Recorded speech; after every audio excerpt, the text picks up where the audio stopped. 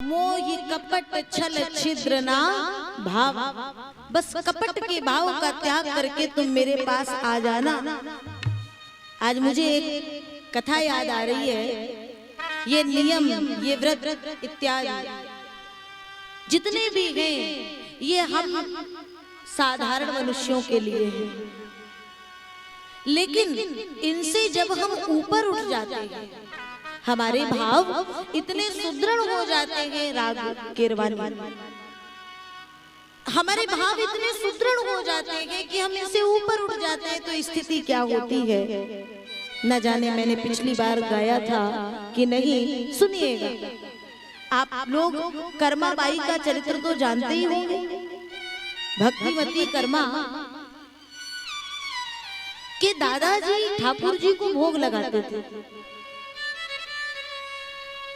और उन्हें किसी काम से एक दिन बाहर जाना पड़ रहा है। तो उन्होंने कर्मा को कहा, बेटी मैं जब तक लौट के ना आ जाऊं तब तक एक काम करना, तू जो भी भोजन इत्यादि बनाना, पहला भोग पहली थाल श्री जगन्नाथ जी के पास जानी चाहिए।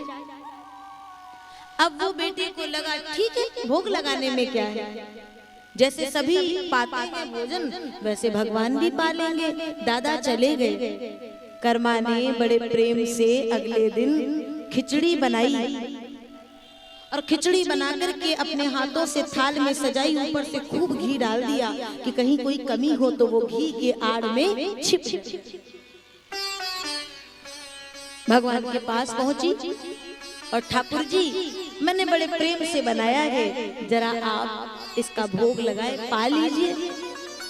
देखो ना कोई आचमन है ना घंटी, हम लोग ज्यादा ज्ञानी हो गए हैं तो भाव हमारा पीछे हो जाता है। और थाली भर रख दिए, आचमन किए, हटाए। अब वो बैठी है शांति से और भगवान से कहती है, प्रभु भोग लगाओ ना। और भगवान जगन्नाथ की मूर्त वैसी की वैसी बैठी। भाई मूर्त कहाँ हिले, वो मूर्त कहाँ हिल करके जाए।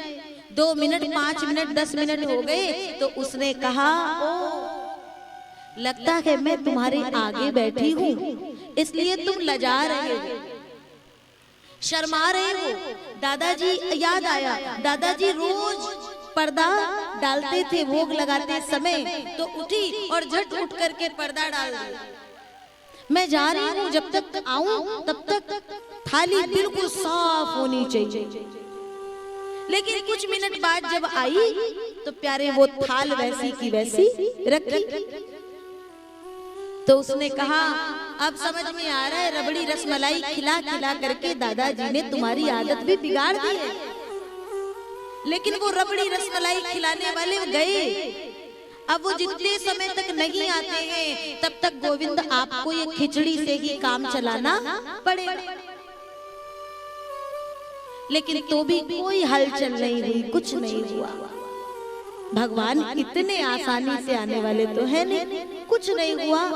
तब उसे लगता है मेरे भोग लगाने में कोई गलती हो गई है या बनाने में कोई भूल हो गई है। तो वहीं बैठ गई और कहती हूँ, गोविंद आज जब तक आप नहीं पाओगे तब तक ये कर्मा भी कुछ अन्न का दाना लेने वाली नहीं है।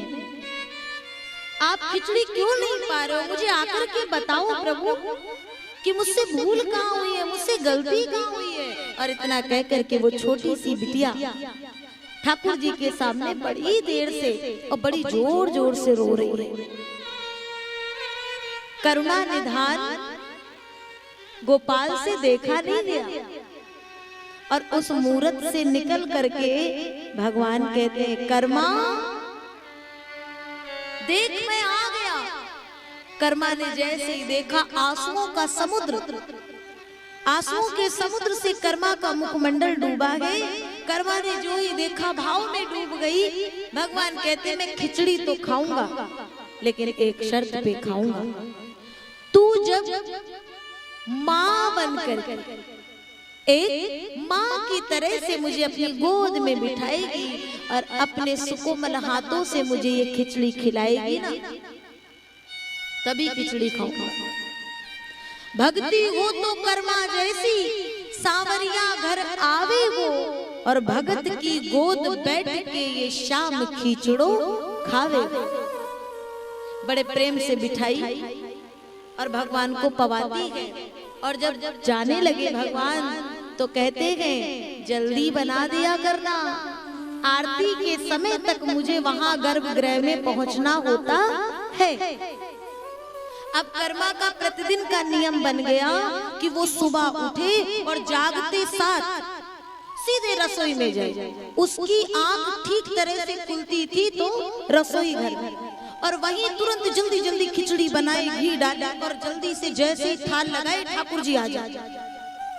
और बड़े प्रेम से जैसे ये पवाए, कभी कभी तो ऐसा हो महाराज कि ये भागे तो मुख में कुछ कहीं खिचड़ी के दाने लग जाए। प्रभु जल तो पी लो, बोले आरती का समय हो रहा है। भक्त खड़े हैं, दौड़े। एक दिन क्या हुआ कि कर्मा सुबह उठती, केवल डायरेक्ट खिचड़ी बनाती, सीधे खिचड़ी बनाती। ना कोई स्नान है, न ध्यान है, न श्रृंगार है, न कोई पूजा है, न पाठ है। एक ब्राह्मण उधर से निकल रहे थे, एक विप्र संत गुजरे और उन्होंने देखा तो कर्मा के पास आए और कहते हैं कर्मा तू बावली हो गई है, तू पागल हो गई है, या अपने आप को इतना श्रेष्ठ समझ रही है कि भगवान को बिना स्नान ध्यान के, बिना पूजा पाठ के, बिना उनको स्नान इत्यादि कराई, और तू ऐसी अवस्था में और भगवान के लिए भोग बनाती है। तो कर्मा ने कहा प्रभु मुझे इस बारे में तनिक भी पता नहीं है, क्या मैं गलती कर रही हूँ? बोले नरक में जाएगी, तू बहुत बड़ा पाप कर रही है, तो मुझे क्या करना चाहिए? अब ये क्या करके गए पंडित जी, नियम बता के चले गए। ऐसे करना, ऐसे करना, प्रातः काल उठ के सबसे पहले स्नान कराना, फिर ठाकुर जी को स्नान कराना, फिर श्रृंगार कराना, पुष्प इत्यादि अक्षत चंदन देना, तब कहीं जाकर के भोग लगाना। अब वो बेचारी कर्मा, सुनना ध्यान से, अगला दिन हुआ तो अगले दिन इतनी प्रक्रिया करने में कर्मा को बड़ा लंबा समय हो गया, और इतना लंबा समय कि ठाकुर जी आए हैं, इंतजार कर रहे, अब आएगा, अब आएगा, वो प्रसादी अब आएगी। लेकिन आते आते जैसे ही थाल आई, उधर आरती का समय हो गया। ठाकुर जी ने कुछ पाया और कुछ छोड़ करके दौड़े, और जैसे ही मंदिर में गर्भगृह में गए और आज आरती हुई तो पंडित जी ने देखा तो मुख में खिचड़ी ही खिचड़ी लगी। पंडित जी ने पूछा जय जय प्रभु सरकार ये कहाँ गए थे आप, ये मुख में खिचड़ी कैसे लगी है? तो भगवान ने कहा सुनो, उसे बुलाओ, वो ज्ञानी को बुलाओ जरा। भगवान ने पंडित जी से कहा जगन्नाथ जी की मूर्त बोल रही है, वो ज्ञानी को बुलाओ जरा।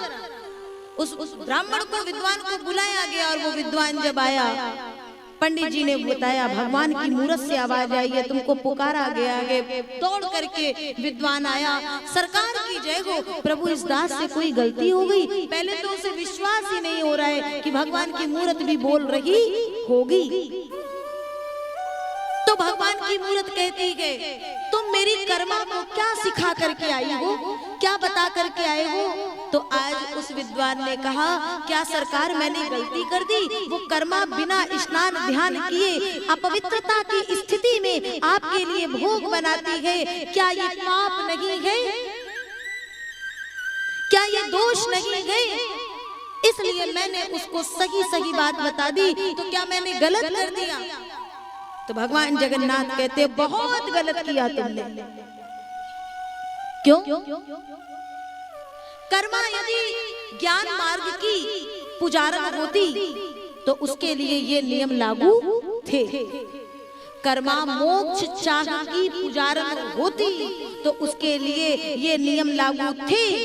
और यहाँ तक कि कर्मा यदि भक्ति मार्ग की भी पुजारन होती तो भी ये नियम तुम उसके लिए लागू कर सकते थे। तो फिर प्रभु आपकी वो कर्मा किस मार्ग की पुजारन गए? बोले कर्मा मेरी माँ है, और एक बच्चे के लिए एक माँ रजस्वला स्थिति में भी माँ हो, उसके लिए बाकी चीजों के लिए नियम है, लेकिन बच्चे को दुग्ध पान स्तनपान कराने के लिए पवित्रता और अपवित्रता का कोई नियम नहीं। तो प्रभु कर्मा आपकी माँ है। वो ब्राह्मण ने सुना तो पूरी की पूरी देह कांप गई और दौड़ करके कर्मा के पास आए और कर्मा के चरणों में गिर गए। कर्मा फिर से भयभीत हो गई कि मुझसे फिर से कोई भूल हो गई, क्या हुआ सरकार, कोई मैंने फिर गलती कर दी। बोले नहीं नहीं कर्मा, आपने गलती नहीं की, बल्कि आपने हमारे नेत्र खोल दिए, हमारा जीवन धन्य कर दिया। हमने ज्ञानार्जन तो बहुत किया, विद्या का अध्ययन तो बहुत किया, लेकिन प्रेम में और भक्ति में थोड़े कमजोर पड़ गए। चरण रज लगा उठा उठा करके बार बार माथे से लगा रहे हैं और कहते तू अभी तक जैसे भोग लगाती थी वैसे ही भोग लगाना। और आपको पता है कर्मा का वो पंच कलेवर जब तक रहा तब तक भगवान प्रतिदिन कर्मा के हाथ की खिचड़ी खाने आते थे। और जिस दिन कर्मा का वो शरीर पूरा हुआ, पंच कलेवर पूरा हुआ, तो जगन्नाथ भगवान के नेत्रों से भी आंसू निकले। आचार्य गणों ने देखा तो पूछा सरकार ये आपके आंखों में आंसू कैसे?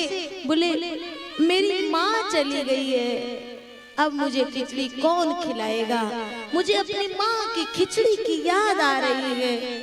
तब राजा को जब पता चला तो राजा ने कहा प्रभु हम आपकी कर्मा माँ तो नहीं बन सकते, लेकिन आज से एक बात कहते हैं कि जगन्नाथ के भंडारे में भोग लगेगा तो केवल और केवल खिचड़ी, भोग लगेगा तो केवल खिचड़ी का। और आज तक वो भोग लगता है। जो लोग जगन्नाथ जी गए हैं वहां पे देखिएगा आज भी वैसा ही भोग लगता है। भक्ति हो तो ऐसी हो कि सरकार भगवान से तुम नाता बना लो और भगवान तुमसे नाता बना ले। फिर हमें चिंता नहीं इनकी, इन्हें चिंता हमारी है।